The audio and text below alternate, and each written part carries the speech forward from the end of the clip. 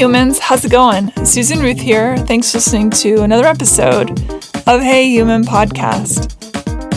This is episode 445, and my guest is Adib Khorram.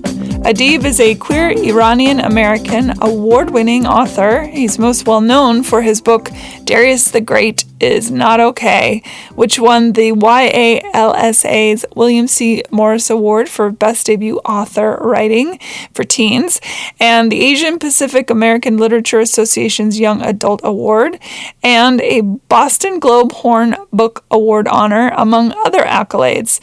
His newest books include I'll Have What He's Having, which was written for adults, and Tea is Love, which is written for kids. So he writes across the board for the young adult, for adult, and for children. He's a really great guy, and we had a delightful conversation. Check out heyhumanpodcast.com for links and to learn more about my guests and the show. Hey Human Podcast is on YouTube under Official Susan Ruth. I'm on Patreon at Susan Ruthism. My TikTok and Instagram is Susan Ruthism. Check out SusanRuth.com to learn more about me and my other artistic endeavors, and find my albums on Spotify, Apple Music, Amazon Music, or wherever you get your music. Rate, review, and subscribe to Hey Human on Apple, iHeart, YouTube, Spotify, wherever you get your podcasts. And thank you for listening. Be well, be kind, be love. Here we go. Adib Khorram, welcome to Hey Human. Thank you so much for having me, Susan. Are you hailing from New York or from Missouri right now? I am in Kansas City, Missouri right now. My mother's people are from Missouri. Oh, really? Whereabouts? St. Louis. Okay, well, the bad side of the state. No, it's fine. St. Louis is lovely. I actually went to university just outside St. Louis in Edwardsville, Illinois. And St. Louis has toasted ravioli and ooey gooey butter cake. And what more could you want out of a city, really? Ooey gooey butter cake. Ooey gooey butter cake, and actually cracker pizza, like St. Louis style pizza, where it's a very thin crust, Provel cheese product on top, nice and crispy. Get it at Emo's. It's very delicious. I don't know if it should technically count as pizza, but it is extremely tasty, and I will eat it any day of the week. I do like a thin crust on my pizza. I've yet to meet the pizza that I didn't truly love. Detroit style, Chicago style, Napolitano style, like any kind, just give it to me. I'm celiac, so I'm forced into a life of gluten-free pizza crust, but there are some good ones out there. Sorry. I know. Let's get into you. Tell me about childhood. What was it like growing up? Oh, well, I grew up in Kansas City, Missouri, in the suburbs of the Northland, for anyone that's familiar with the Kansas City area. My dad is Iranian. He was born in Yazd and moved to the United States in the 70s to go to school. My mom is white and sort of from, I don't know, her family is from sort of central Missouri. Her mom was Louise Roach from Roach, Missouri, and her dad was Roscoe Laurie from Laurie, Missouri, if that gives you some idea about fancy Missouri. Oh, it's not that fancy, but that gives people some idea of kind of the Missouri stock that I come from on my mom's side. I have an older sister named Afsane, who's a photographer. She's 3 years older than me, and so it was just the right age gap that we got along while we were all in the single digits. And as soon as we hit double digits, we hated each other. And then once we hit about 20, we started getting along again. I don't know. I think I was a pretty quiet kid in some ways, a little shy, and yet also kind of rambunctious. I became a theater kid later in life, and you can kind of see that I really wanted attention, but only ever under my own terms. We didn't have a whole lot of other Iranians around, and certainly in a school that was predominantly white. I definitely got bullied plenty for having a quote-unquote ethnic name, just being different in general. So that was rough at times, but I made some really good friends when I was in elementary school that I'm still friends with to this day, and we sort of formed our little clique, and we were each other's safe havens from the travails of elementary school and middle school and high school.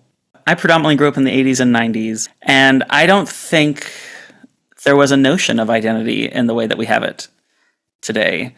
You know, there was sort of the usual 90s after-school special advice of stand up to bullies and they'll leave you alone. Fun fact, no, they won't.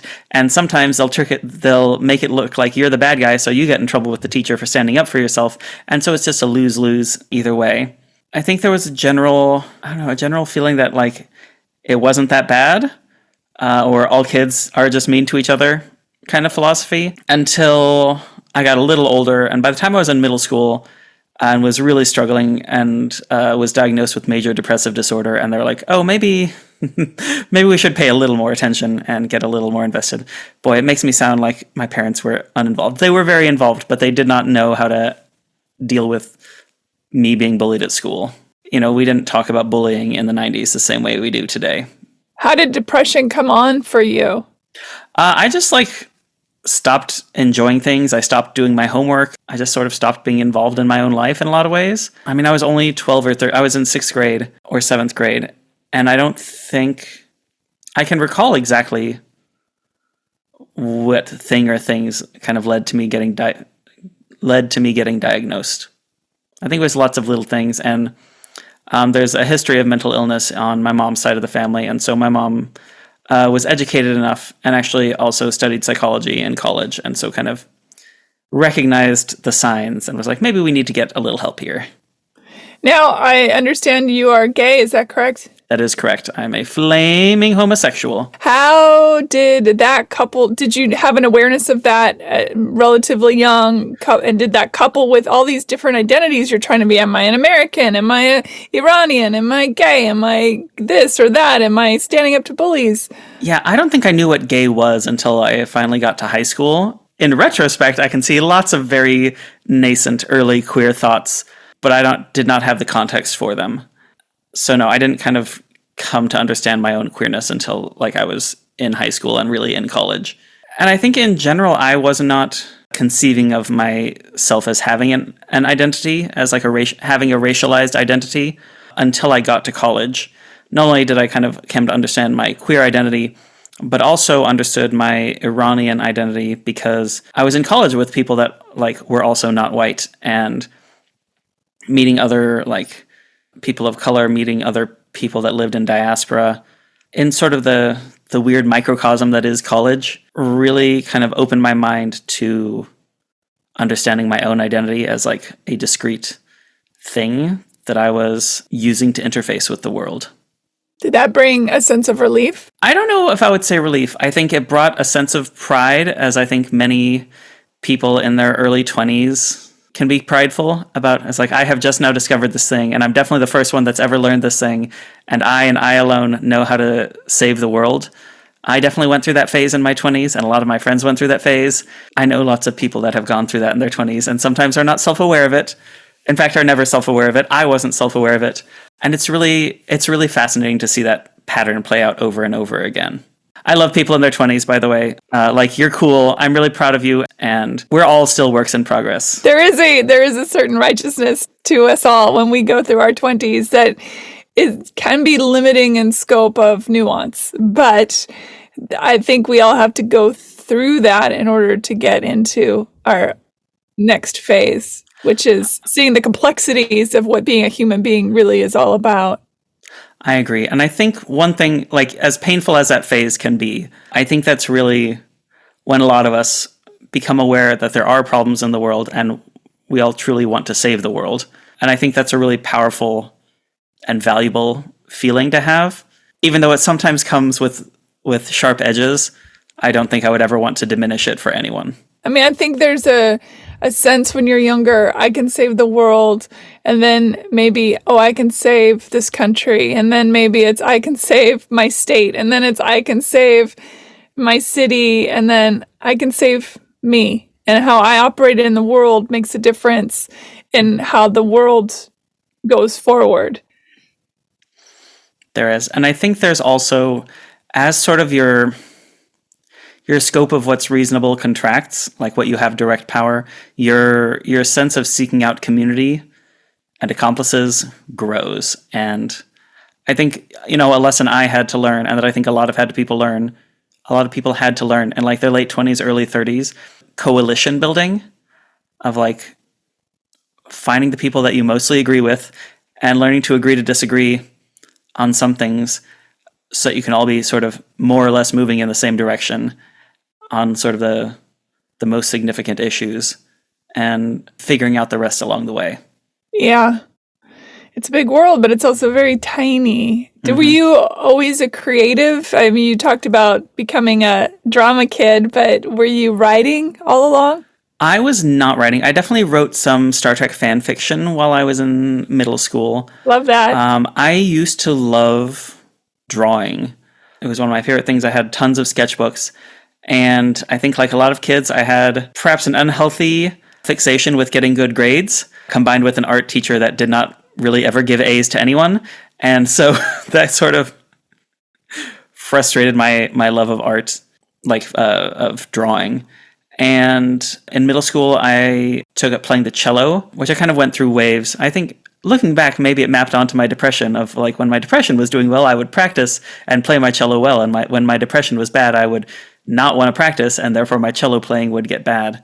In high school, I did become a theater kid. I feel like when I was very young, my first thing that I wanted to be when I grew up, and I didn't even need to grow up, I wanted to be a child actor on a TGIF sitcom.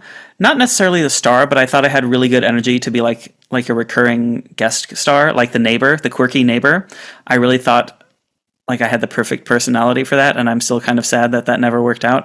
So I definitely went through a phase of wanting to be an actor, but by the time I was in high school, I was really interested in behind the scenes stuff. And so actually after high school, I went to college for theatrical lighting design, which is what I got my bachelor's of arts in. What drew you to the idea of writing a children's story then, or young adult more technically? I think more broadly, we have to cover like what got me into writing, which is after finishing college, I realized that I didn't think I was cut out for a career in theatrical lighting design. And at the time, the Lord of the Rings movies were still pretty popular. Like it was several years after they had come out, but like they had like those extended edition DVDs with all those behind the scenes specials of like how the movies got made. And I was like, oh my gosh, making movies is amazing. Maybe I should learn how to make movies, which turned out to be an even worse move than like studying theater. But I took a screenwriting course, and it was one of my favorite courses. And so I got into writing screenplays. And then we decided to have a recession, which was really a horrible time to be finished up with school and not finding a job. But I finally did find a job, and sort of in my downtime, I wrote screenplays. And a fun thing about screenwriting is that if you're not rich or like know rich people, it can be really hard to like get a screenplay produced.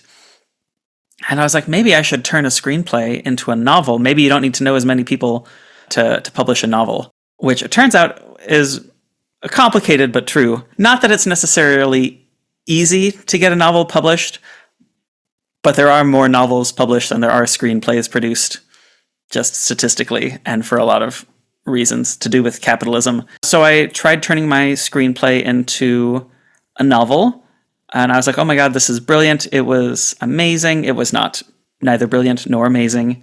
But I think that's kind of when I got the writing bug.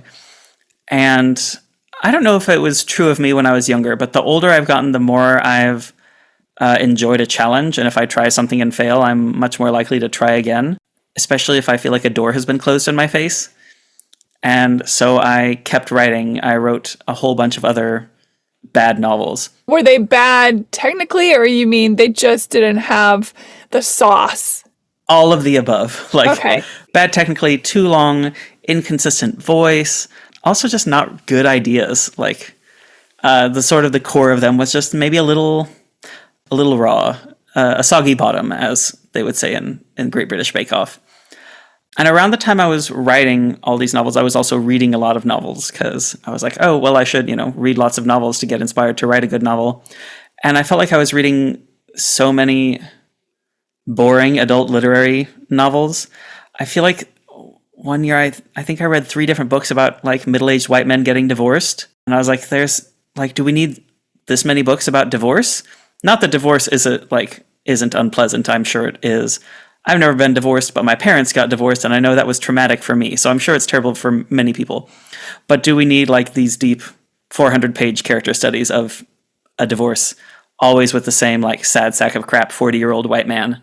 And at the same time, books like The Hunger Games and The Fault in Our Stars were getting a ton of attention. And I read them, and I was like, oh, that's right. Books can be fun, exciting, emotionally satisfying. They don't have to be about like sad sack of craps getting divorces. And so kind of my own writing shifted toward young adult.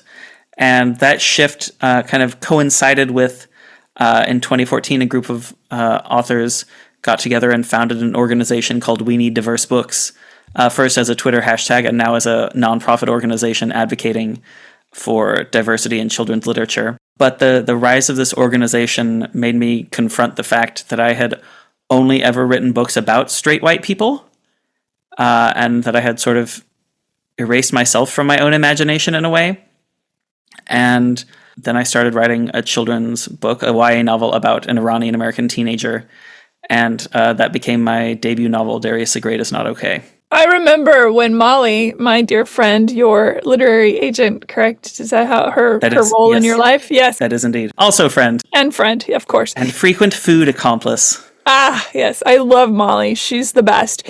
But I remember when she got a hold of your book and she was so excited about it and had told me about, this was a long time ago, and had told me about it. And it was just neat to see her incredibly lit up, because I assume literary agents, first of all, they have to go through so many books that when something really special crosses their desk, it's the moon and the stars and the sun in the sky. And she really felt that way and told me all about it. And talk about a little bit, obviously, I won't say obviously, one assumes Darius is you.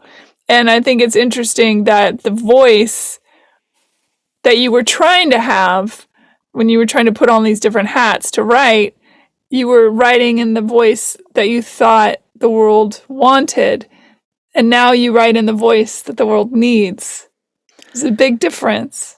There is. I think it's really important for me that Darius is actually not me, that he borrows parts of me, but that he is fictional and he can do things and think things and experience things that I have not, maybe will never experience, and that I am able to come at those honestly instead of sort of through the lens of my own life. Even though as an author, I also think everything we create always comes from our own life in some way or another. A while back, I read a really interesting article about the use of psilocybin in treating post-traumatic stress disorder, and how people that undergo treatment, they are given psilocybin and then talk with a psychotherapist about traumatic experiences.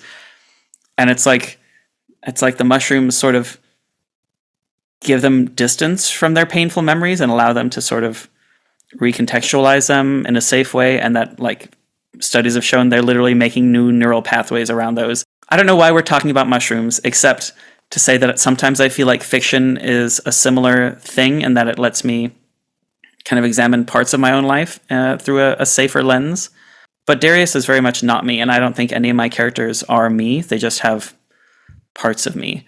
What I did shift was that I started writing for me, and allowing myself to be artistically selfish, I think made my books a little more authentic, because people could tell they came from a place of honesty and a place of wanting to connect with myself as the child I used to be, and then hoping there were other people that used to feel or still feel the way I felt when I was that age, or the way I feel now, and making that sort of authentic connection, if that makes any sense.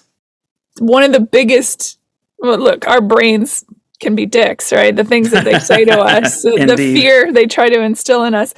And I hear things in my head like, why would anybody, who cares? Who freaking cares?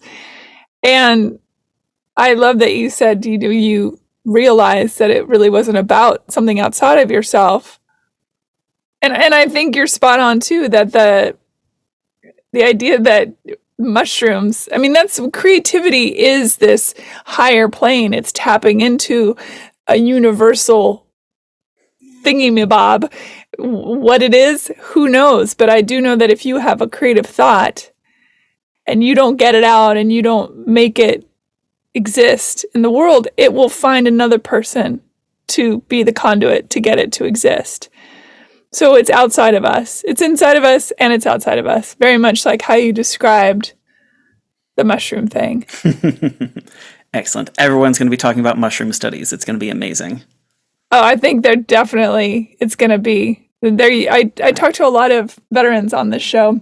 Okay. And a lot of them are now getting into journeys through psychedelics, and it's helping them so much with PTSD, injury, both emotional and physiological. And yeah, it's good. I mean, right? Why not? Why not do whatever is in our power to be healthier and healed? Right. And I think it's really, I don't know, it sort of shows in some ways the arc of like science in some ways, that there's this, class of drugs that they decided was dangerous. And then eventually they're like, you know what? Maybe, uncontrolled and unsupervised was dangerous, but maybe it's in fact, there's some wisdom to this as well. And maybe there are uses. And I think the sort of cyclical nature of human knowledge is really fascinating to me. I agree. I think one of it is, it's obviously control, God knows, but I think it scares sometimes the powers that be when they realize that when folks take psychedelics, they tend to have moments universally of seeing the divine within, and that they don't need something outside of themselves to walk with that power. And I think that freaks out Indeed. the people that try and run our lives, whether they're doing it for nefarious reasons or not. I think it makes people very nervous when the masses see their own divinity.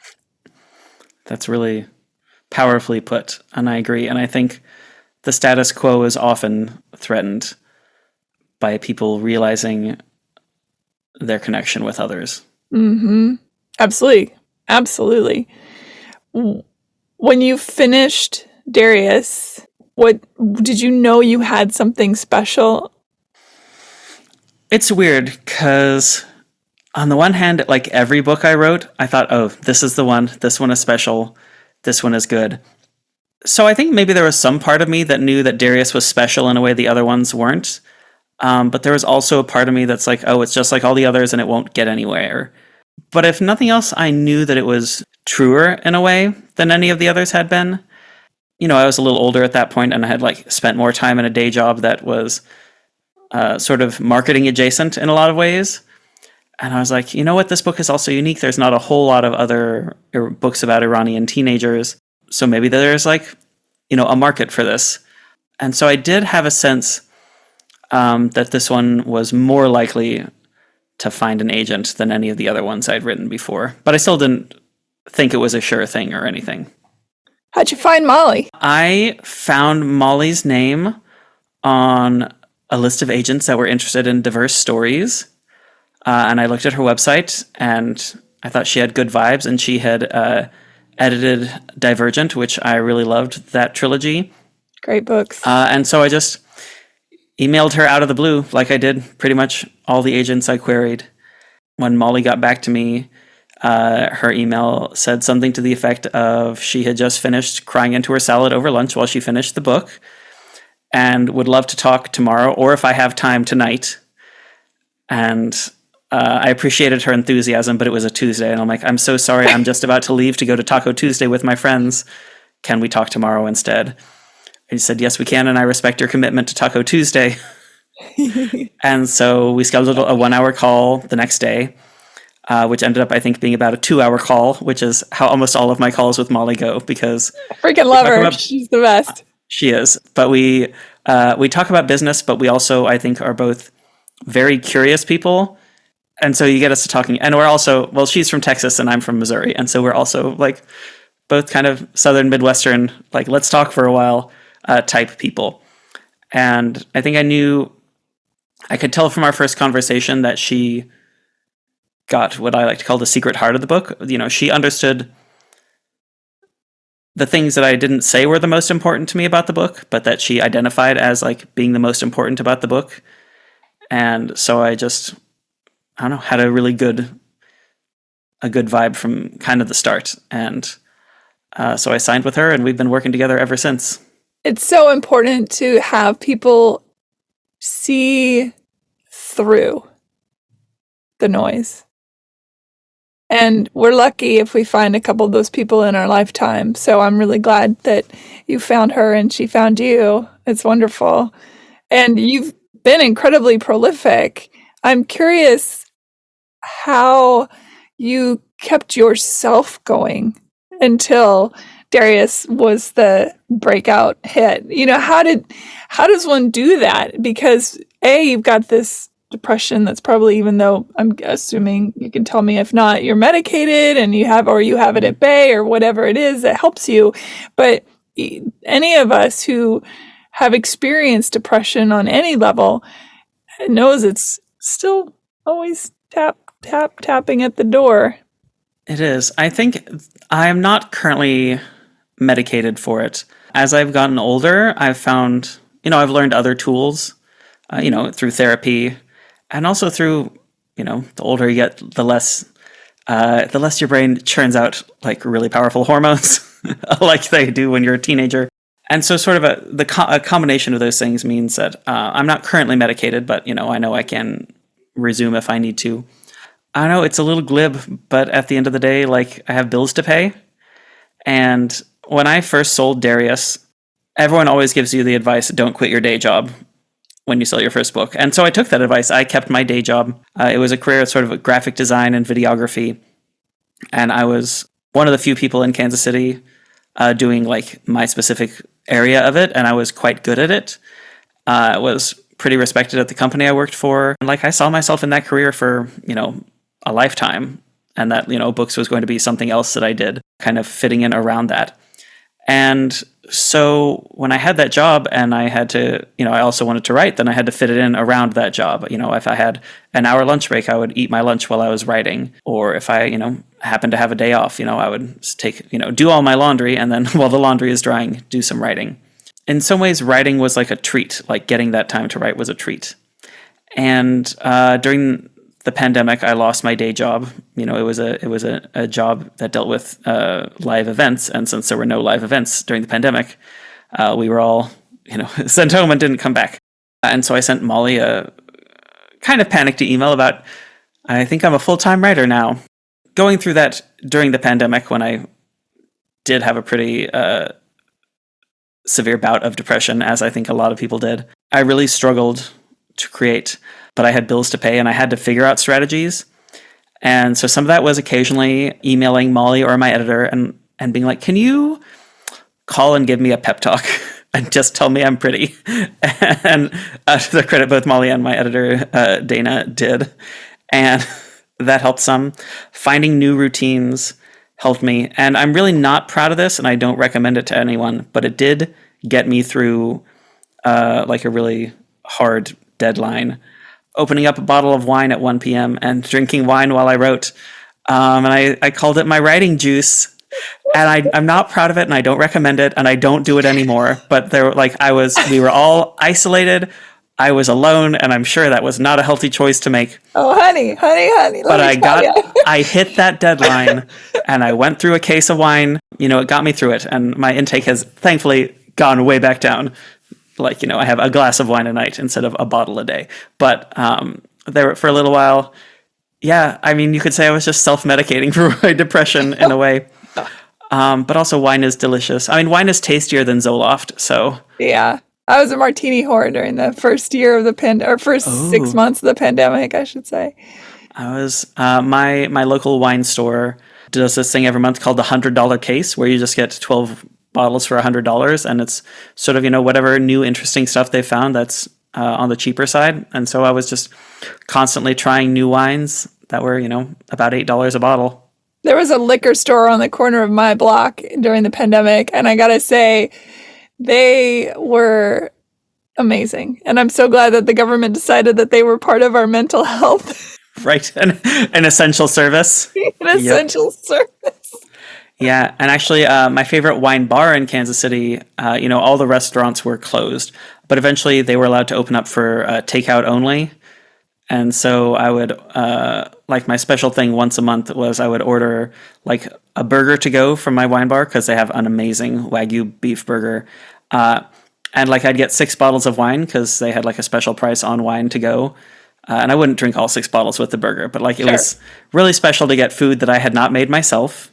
Boy. And go and then bring it home and eat my burger and open one of those bottles and have a glass of wine. And It wasn't like being back out in the world, but it was like a taste of being back out in the world. And I remember like the very first carryout order I got during the pandemic is like one of my favorite memories because it was just this like kiss of normalcy again. Yeah. Like I can still picture that meal, even though the pandemic was terrible and I would never want to go back. Like that one meal was just special. Yeah. Well, I'm glad you found something. I mean, we all had those moments that even though we were all in horror or terror, or sadness or whatever the emotion was at the time, I don't know. I'm so impressed that humanity got through that. Maybe for better or for worse, there's certainly a lot of repercussions that came of that suck. But we got through it, Indeed. I'm not really a drinker, but I certainly was that first 6 months, let me tell you. And I did not write a book during I feel that time. I did a lot of hula hooping, but no books. Oh, hula hooping. Oh, nice. I read a lot of books. But tell me about your thoughts. We know that there are books being banned, and I'm guessing your books are probably on the list. They have been challenged or banned in places. If you're on the side of banning books, you're on the wrong side. Period. Agreed. How has all of that been to deal with, and also why it's important to have representation or to find one's own voice when we're reading books? There's sort of this prevailing misconception that having your book banned is like good for sales. And it is a misconception because it's not true. People will look at maybe the American Library Association's list of the top 10 most banned books in America. And maybe those, some of them have gotten, huge sales boosts because they've been written about in national media and had TV interviews. And, some of those people have been harassed in airports, have been doxxed, have been called groomers. So even if they've, seen increased sales, it hasn't been all, rosy for them. But people forget that beyond those top 10, there's hundreds of other books that are getting banned or challenged. And beyond those, there are books that are not even being bought because librarians or booksellers or teachers are worried that they might get challenged or banned. So, beyond the bannings, there's soft censorship. And no, it doesn't help your sales if no one buys your book in the first place because they're afraid it might get banned. Lots of authors have seen their kind of sales cut in half. Many authors supplement their income by speaking at schools and have seen those be cut by anywhere from 70% to 100% of just no more income from school visits. Worse than that, though, is that so many of these challenges and bans are targeting books about marginalized identities. They're targeting books with queer characters and books with black and brown characters and books with characters that have been victims of sexual violence, or books with characters that are dealing with substance abuse, or books with characters that have incarcerated parents. And every school in America and every community in America has kids that share those identities, and people are challenging those books and banning those books because they haven't yet found a way to ban those children from the public sphere. And I really think it's the height of moral cowardice for anyone to look at a child and say that their very existence is inappropriate. It pisses me off. And I spoke earlier about having kind of erased myself from my own imagination. And young people seeing themselves in books helps give them confidence, makes them feel like they belong in the world. And young people seeing people different from them in books helps them build empathy, helps them realize that they're a part of a community, helps expose them to new ways of thinking and moving through the world, which are necessary parts of growing up and necessary parts of identity formation. I don't know. I subscribe to the radical notion that children are people and deserve self-determination. Book banners think that children should be molded into copies of approved of adults. And I think that's a really messed up way of looking at the world. I agree with you. And honestly, libraries are historically safe havens for kids for a lot of reasons. there are library systems that are closing or that are not letting young people come inside without a parent or guardian accompanying them. Like, what are these kids going to do instead?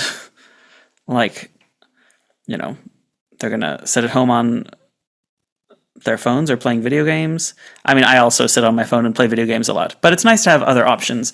Libraries are centers of community where people can meet other people. You know, growing up, I made my friends by going out and being in the same place as other people that shared my interests. Proximity is one of the best ways of making new friends, and kind of given how many people of all ages, but especially there's a lot of studies being done on like the dearth of friendships amongst adult men. I was like, maybe we shouldn't be eliminating centers of community, third places, as it were. Also, there's nothing better than sniffing a book. The big bookstore that my parents go to a lot, Third Place Books. I love Third Place. Which one did they go to? Lake Forest Park one? Yeah. That's my favorite one. It's massive. It is really massive. For listeners who don't know, it takes its name from the idea that humans need third places. The first place being home, and the second place being work, and the third place being where you go for a community. Yeah, so important. Every time I see another pile of books being banned, it makes me insane. But it speaks to that same thing. It's like, how do we control people? Well, this is how. Yeah, limit their access to information.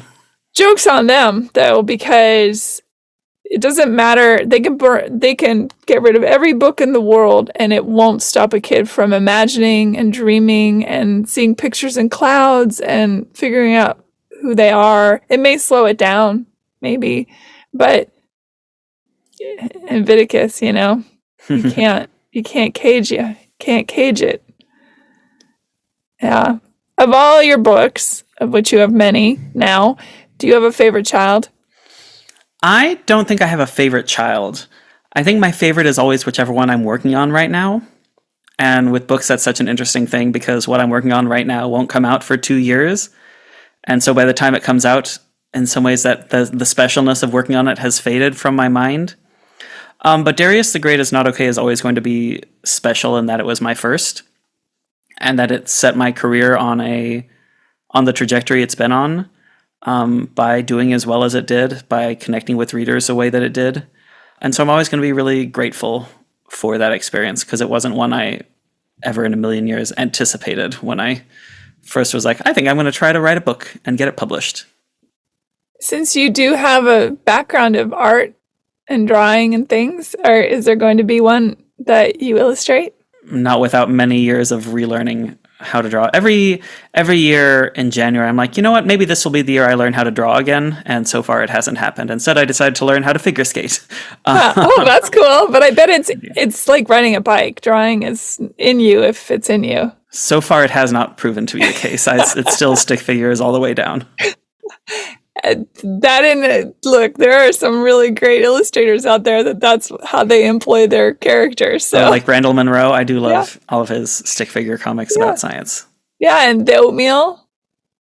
Oh yeah, the oatmeal. Very fun. I love the oatmeal. Mm-hmm. So good. Indeed. What are you working on right now? We're recording this 3 days before my very first adult romance comes out. It's called I'll Have What He's Having. It's a queer, mistaken identity, friends with benefits to lovers set in Kansas City, Missouri, starring a millennial queer Iranian-American man named Farzan who's bounced from job to job and also bounced from man to man. But after getting dumped, goes out for wine and fries to soothe his heart and sort of falls into a one-night stand with David, a gay millennial black man who's studying to be a master sommelier. Farzan is looking for love, and David is very much not looking for love because he wants to get his master sommelier and get out of Kansas City and back to like the coast. And so they're like, well, I guess this won't work, but this was fun. But then Farzan sort of accidentally inherits his parents' Iranian restaurant and doesn't really know how to run a restaurant. And so he asks David for help learning how to run a restaurant. And they both agree that surely they won't accidentally fall in love along the way. And of course, being a romance, they have to fall in love along the way. It's filled with lots of Persian food and lots of wine and, for the adults in the audience, lots of boning. I'm really proud of that. I don't know that I ever thought I was going to write books for adults, but in the pandemic, I started reading a lot of romance novels because I needed to feel happiness again. And then having read a lot, decided I wanted to try writing one as well. So I'm actually working on my second adult romance right now, which is not yet titled, but follows one of Farzan's best friends as he sort of has a second chance romance with his old high school crush, who turns out to be bisexual and recently divorced in Italy. So that's lots of fun. I love Italy and I love pasta. And then I'm working on a few other projects that haven't been announced yet. And I'm done working on it, but the amazing illustrator is working on my next picture book. It's called Tea is Love, and it's illustrated by Caldecott honorist Hannah Chaw. And it's just about all the ways that tea is important to families and cultures across the world. Oh, I love that. That's I'm great. really proud of that. Also, the rom-com sounds like it would be perfectly set up for a film. Listen, from your lips to Hollywood's ears. Yeah. Tell people where they might find you out there in the worldwide worlds. Probably the easiest way to find me is my website, adibkhorram.com, ADIBKHORRAM, which has kind of links to all my other places. I'm on Instagram at Adib Khorram, spelled the same. On Blue Sky at Adib Khorram, on Tumblr at Adib Khorram. I'm on TikTok at adib.khorram because TikTok wouldn't let me use Adib Khorram even though there was no other user using it. I just felt very betrayed by that. And I also have a monthly newsletter where I just sort of write about whatever I'm thinking about that month and then kind of have links to all my other stuff going on. Okay, great. And I'll put links on heyhumanpodcast.com for everyone to find everything really easily as well. Thank you so much for being on the show. Thank you. This was a privilege and a treat, and it's so much fun. It was really fun. And when I come to New York, we'll all have to meet up there with Molly and go. Oh yeah, if we hit at the same time. Yeah, well, we're going to go to supper and have some spaghetti limone. I assume Molly is taking you to supper, right? I have not visited Molly in New York. She's come here a few times. Okay, you need to go visit Molly in New York, and she'll take you to this Italian place called Supper, owned by Frank Pricenzano, and it's like some of the best Italian food you'll ever eat. And they make this pasta called spaghetti limone, and it's just spaghetti and butter and salt and lemon juice and like a blizzard of Parmigiano Reggiano on top, and it's just the most delicious emulsion that you'll ever eat in your life. They probably don't have a gluten-free version, but it sounds heavenly. They might have. I know they do have some gluten-free pastas on offer, so all right. I feel like they should be able to help you out. Delicious. It's really good. Thank you for listening, everybody. Bye. Bye. Rate, review, and subscribe to Hey Human on Apple, iHeart, YouTube, Spotify, wherever you get your podcasts. Thanks. Bye.